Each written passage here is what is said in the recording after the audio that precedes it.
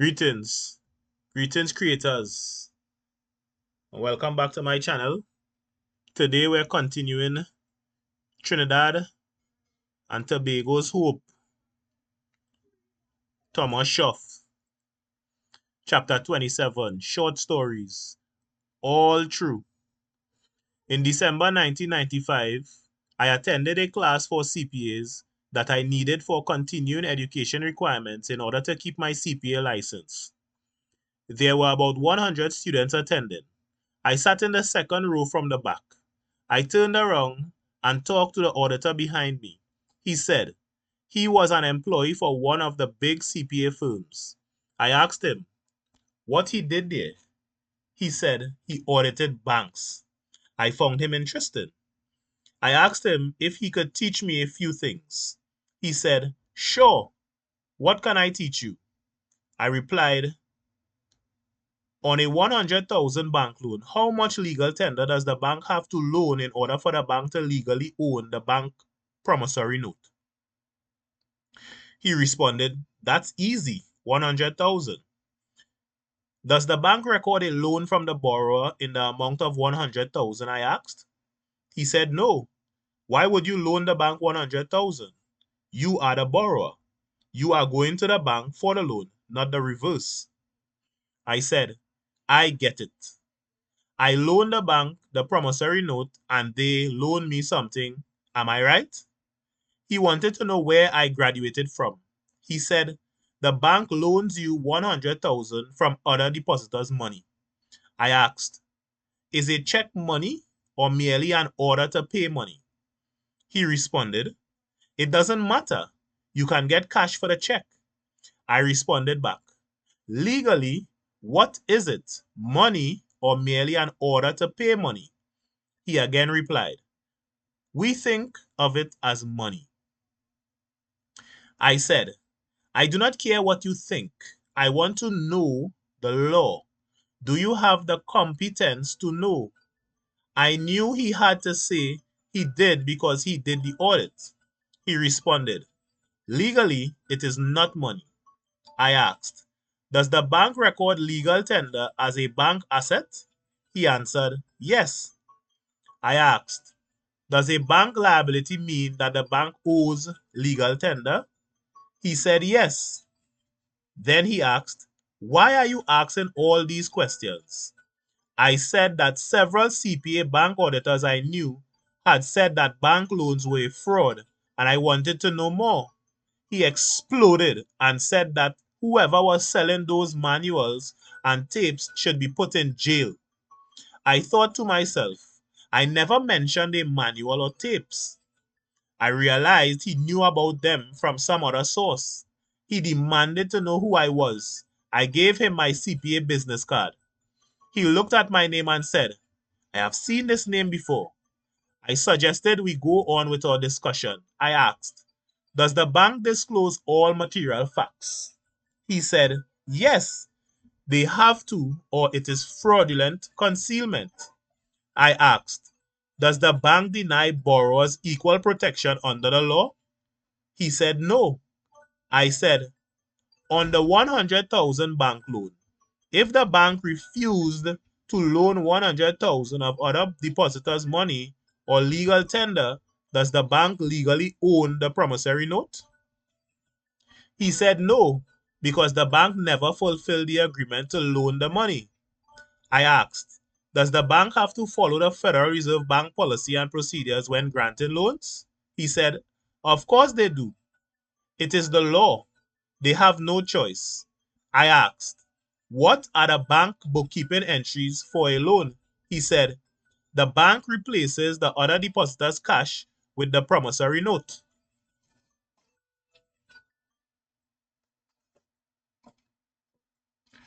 I asked, "Is the promissory note recorded as an asset and the bank gives the borrower cash?" He said, "Yes." "Does the bank give the borrower a bag of cash?" He said, "Get real. It is a check." I said, "What happens with the check?" He said, "If you are buying a house and the bank finances it, the seller of the house deposits the check in his checking account." I asked, What is the bank bookkeeping entry? He said, the check was recorded as a bank asset and a demand deposit account was recorded as a bank liability. I asked, does the check cancel out because it was recorded as a liability and then as a bank asset? He agreed, it cancels out. I said, what do you have remaining? He said, a bank asset called a promissory note and a new bank liability. Then he got the most horrid look on his face and said, I never realized it before, but every bank loan is a fraud. He asked me where I found this out. I told him I was an expert witness. It was my job to know. He said, no one is to find out. No one is to know this. Do you realize what will happen if people find out? The auditor will get sued and maybe put in jail. Now I have to reissue the audit of opinions. If I do this, I will get sued for sure. If I do not and someone finds out, oh, I don't know what to do. The key thing was he knew that I knew the bank bookkeeping entries and he could not get away with lying. He knew that if he insisted that the loan money came from other depositors, the bank could never, under any circumstances, record the promissory note as a bank asset. If other depositors' money was loaned, the bank assets and liabilities would have to decrease. The opposite had happened. The bank assets and liabilities increased, showing that the borrower funded the loan. He knew, as an auditor, he had to perform tests to be sure the bank fulfilled the agreement. Everything he said earlier meant he agreed that the bank did not own the promissory note. Believe me, he was not happy. He wanted me to return his business card.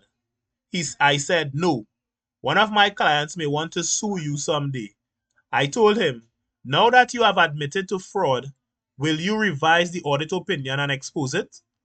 He would not respond, and I thanked God that I had never audited a bank. I was in my car on the way to a meeting. I was going to be about an hour early when I saw signs in a strip mall claiming to be a financial institution making loans. I stopped, walked in, and asked to speak to a vice president. I told him I was a CPA and wanted to know how they could benefit me. I asked the vice president if I could call him back and tape record the telephone call, so I would not have to take up his time writing notes. He agreed. A few days later, I called him back and recorded the call with his permission. He explained that they acted as a broker for 30 different banks in the area. The broker invested none of their own money. You signed the loan agreement and they took the agreement to one of the banks and returned with a bank loan check. I asked, where does the bank get the money to fund the check? He explained, the money comes from other investors. I asked, if the bank had to follow the Federal Reserve Bank's policies and procedures. He said they had to, or else the banker would be arrested for committing a criminal act. I asked, what is your legal connection with the 30 banks? He said he acted as their agent. I asked, on a 100,000 bank loan, how much money or paper do I loan the bank? He replied, you do not loan to the bank loans you the money. I repeated the question another way and said, on a 100,000 bank loan, does the bank receive 100,000 value from me for free and use this to fund the 100,000 bank loan check back to me? He said that it would be stupid for me to loan myself my own money and pay the bank the principal and interest as if the bank had loaned me their money. I later talked to a CPA who audits these loan brokers, and he tried to convince me that the broker loans their own money. When I asked the CPA my questions, he admitted that the broker and the bank who issued the bank loan check never loaned legal tender to obtain the promissory notes. He admitted that the bank used the note to fund the check, and therefore that the check could not pay for the note. He could not tell me whether the egg or the chicken came first. A car dealer sold cars and financed the cars right there in his office. He privately explained that he has power of attorney from the bank to loan the bank's money. He said that the bank told him never to sign the loan papers. Is the car dealer a co-conspirator with the bank? You have to ask an attorney. Ask your lawyer about ambiguity of contracts or resolution of uncertainty. I understand that if the bank wrote the agreement and there is uncertainty, who provides the money for the loan check, you or the other bank depositors? The court should rule in favor of the one who did not write the agreement. The false statement that the bankers constantly give me is that they loan other depositors money and follow the Federal Reserve Bank's policies and procedures. This is an impossible statement. I went into my bank in a suburb of Chicago and asked the lending officer, if I were to get a 10,000 car loan, would I have to give the bank 10,000 or loan the bank something of value worth 10,000 to fund the bank loan check? He said no, that would be a fraud. If he is correct that it is a fraud, then the Federal Reserve Bank and his own bank are involved in a felony.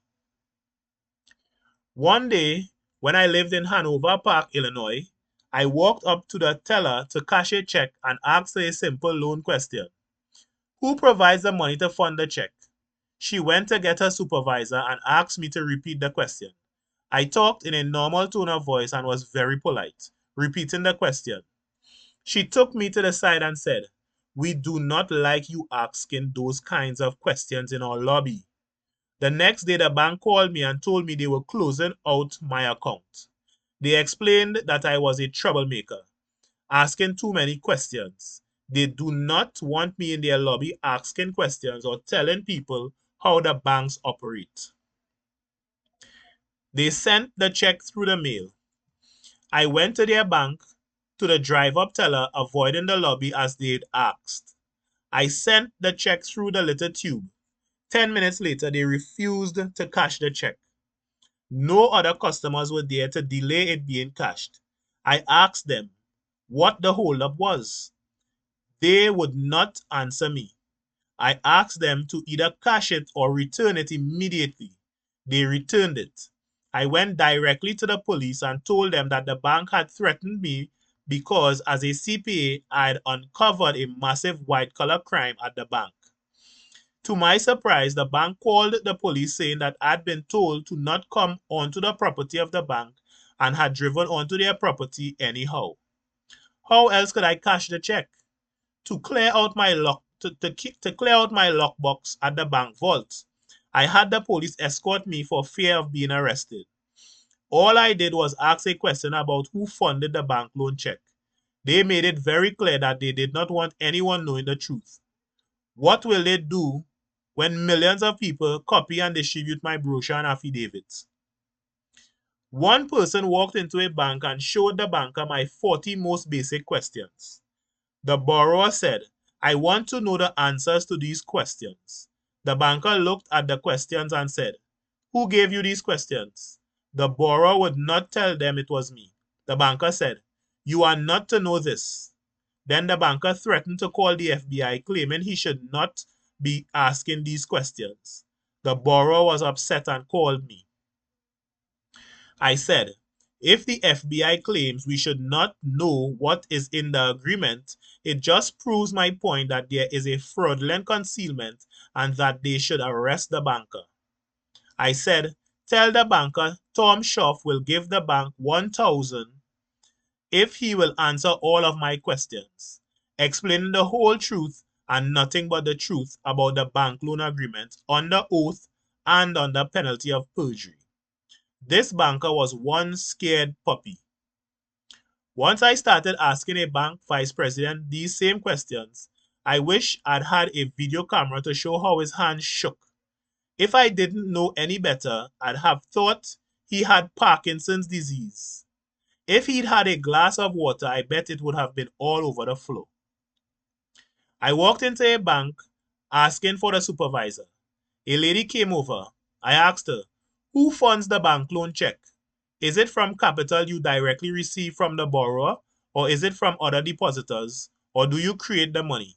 She said, from other depositors. This is why we pay interest to depositors, because we loan their money out to borrowers. I kept quiet, knowing the Federal Reserve Bank says that the banks are limited in creating new bank liabilities called checking account balances in the alleged loan process. This limit is in relation to the other depositors at the bank. The other depositors' money is not loaned out. New bank liabilities are created and traded by check from one checking account to another. I showed her the bank bookkeeping entries and she admitted she'd lied to me earlier. She pulled me over to the side and explained, we are not supposed to tell people where the money comes from. Who in their right mind would agree to create 100,000 of value by signing the promissory note, then using this newly created value like money to deposit into a checking account, then trade these bank liabilities or checkbook money from one checking account to another checking account, allowing the bank to place liens on nearly all the nation's assets for free, forcing you into debt. She explained, no one is to know this secret. Even if creating checkbook money is legal, it makes no difference. People will figure out it's not fair. If people understood the truth, they would vote to end this banking system. She wanted to know who told me about this. I would not say. I asked, how can there be an agreement if the bank did the opposite? She said, who cares? You got a check. One man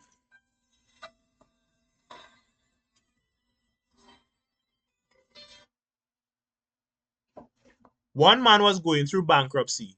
The court ordered him to list his assets and liabilities. He listed the money that the bank's balance sheet showed it owed him and never paid him. At the bankruptcy trial, he showed that he was owed an asset from the bank in the amount of the original promissory note, plus the interest he had paid. He knew that the bank had recorded the promissory note as a loan from him, which makes it an asset in his bankruptcy. The judge did not know what to do. This man would call me, just laughing, because the judge and bank attorney were trying to figure out how the bank owed him more money than he owed the bank.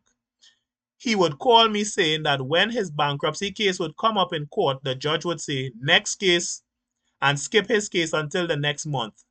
This went on for months and months. I understand he lived on his farm for a long time while they tried to figure out that mess.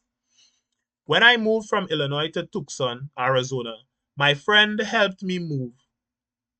He had his son join in helping me move my furniture. The man's son was on the board of directors at a bank. He was very nice. His father and I confronted him about the bank's standard operating policy. He could not deny anything we were saying. He continued working for the bank because he wanted the money and didn't believe enough people would find out. Americans hate being lied to and stolen from. It would be interesting to see what the future holds for this nice young man. I have recently been in court depositions listening to the bankers absolutely lie under oath. I heard them say that they loan other depositors money, that legal tender is the only money, etc. Because people believe these lies. This nation is being destroyed. All right, guys. We're going to stop there. We're going to take it up from chapter 28 on the next read. All right, thank you for your time and patience. Remember, strength in body, powers in mind. Hosea 4:6, my people are lost for a lack of knowledge. All right? Know the truth and the truth shall make you free. Okay? Stay up.